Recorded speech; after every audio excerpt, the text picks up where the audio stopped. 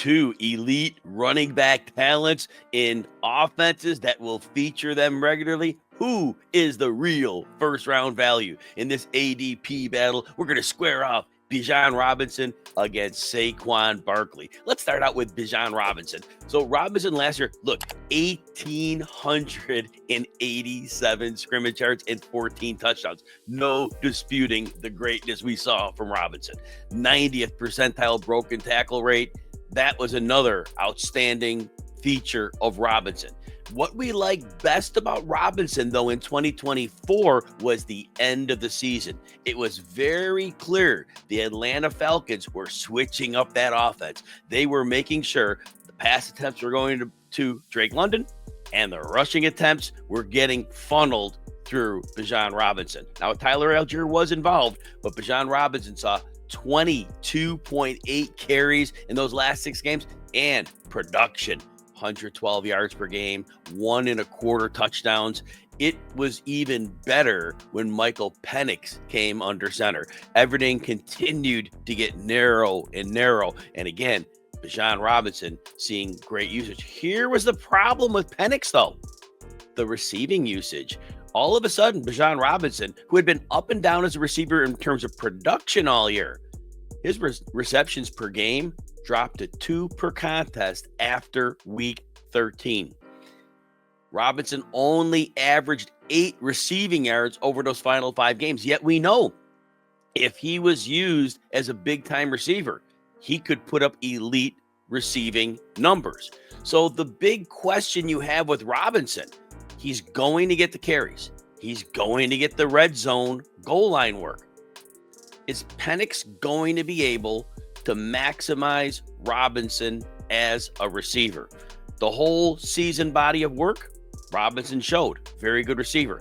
I'm a little nervous about the Penix as a passer to the running backs connection. We'll see how that shakes out. I see the best case scenario for Robinson to be what everybody else does. High rushing volume, fixes a little bit of that late season receiving dive, and he is the overall running back 1.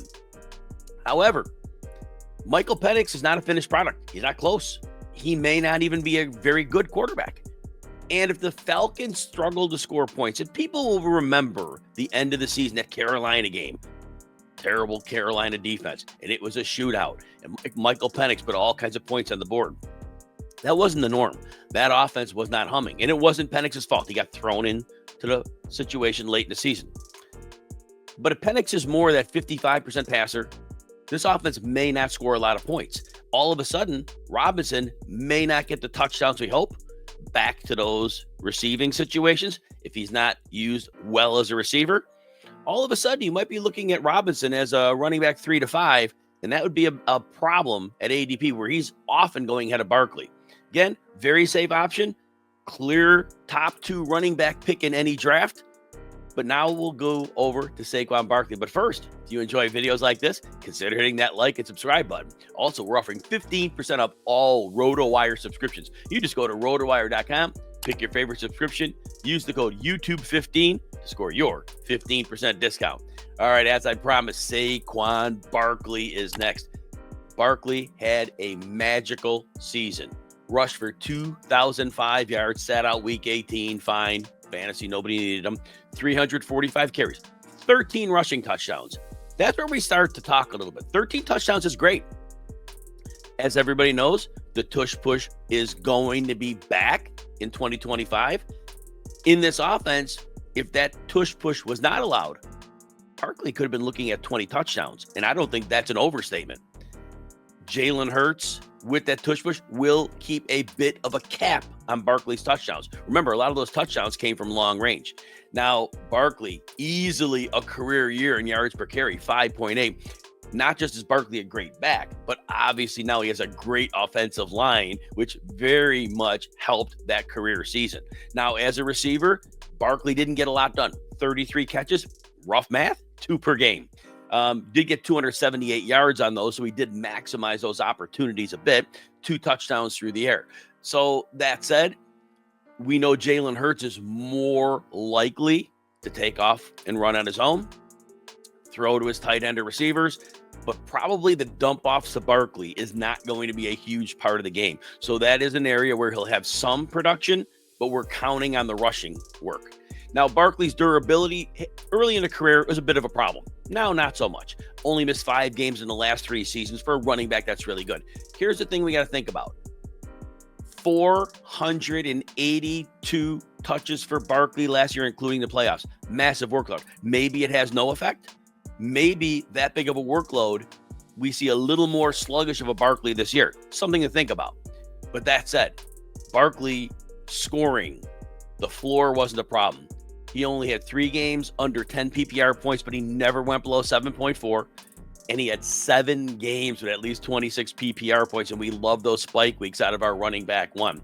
So all that said, if Barkley just rolls it back, all the usage is no problem from last year, and that offensive line continues to hum along, which we expect it will.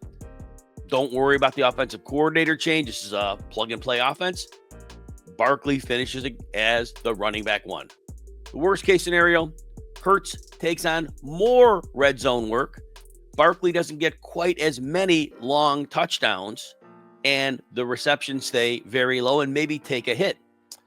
I still think the worst case scenario is that Barkley finishes as the overall running back two. Obviously, we're not talking about injuries here. We're assuming health for players, and that's kind of the way we need to go. Bottom line, who am I picking? Both running backs have made a case for being the running back one. But I am going to bet on an offense that I believe is going to score a heavy amount of points every week. I believe that offensive line is going to continue to be dominant. I'm going with Saquon Barkley. And ADP has Bijan Robinson slightly ahead of Barkley. But I am going with Barkley. And the workload from last year, I'm a little concerned, but not enough. Overall, I think it's a healthier offense that Barkley's in. I think they're both amazingly talented players. You can't go wrong with either one. But again, give me Saquon Barkley.